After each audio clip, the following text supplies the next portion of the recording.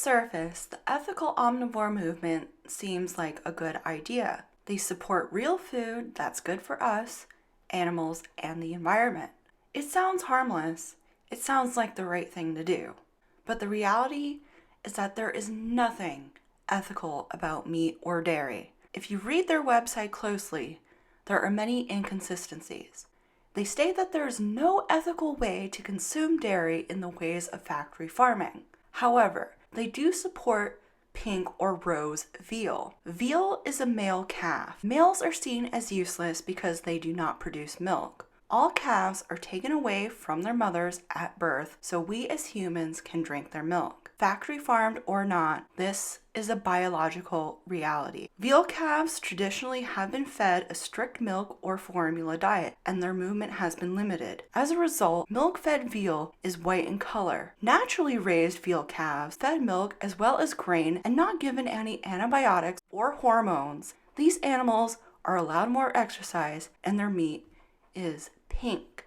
Veal calves are typically slaughtered at 16 to 18 weeks of age. The calves used in veal production are a byproduct of the dairy industry.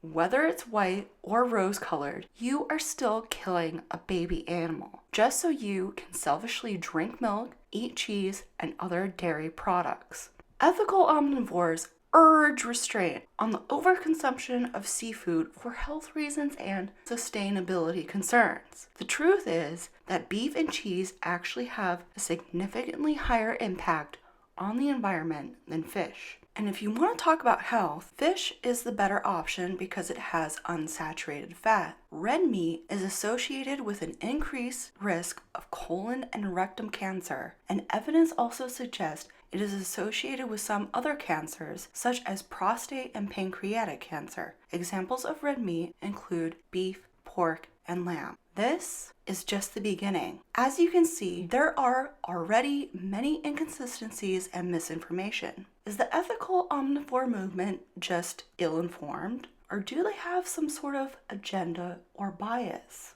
The website claims that vegans are terrorist organizations with nothing but publicity, hate, crime, destruction, and money on their mind. And they are also concerned about the recent growth in popularity of the vegan movement. Meet Lana Joe Salant, queen of the carnists and founder of the ethical omnivore movement. In order to join the private Facebook group, one of the 3 questions are you vegan? If you want to join, you better answer no. From the looks of things, Lana is just an anti-vegan troll. She has been banned on several occasions and likes to use hashtags such as vegan tears sustain me. On Greta Thunberg's page, she seriously asks what being plant-based has to do with sustainability or the climate. Animal agriculture is the second largest contributor to climate change. On the Direct Action Everywhere page, she claims that we as humans don't even require plant matter in order to thrive. Vegetables provide fiber,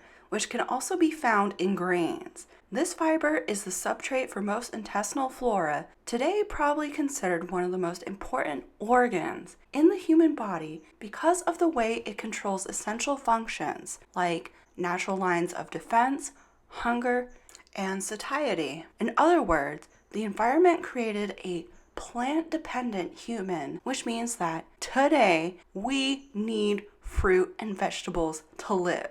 One of the major claims of the ethical omnivore movement is that they base their choices on science and evidence, not ideology. One of the many links provided is about Mikhaila Peterson, who clearly is all about anecdotes and no real science or research. She does not read any scientific research pretty much at all, and she admitted this to me in an email. So I emailed her asking if she would be interested in debating what diet is best for human health, a vegan or carnivore diet.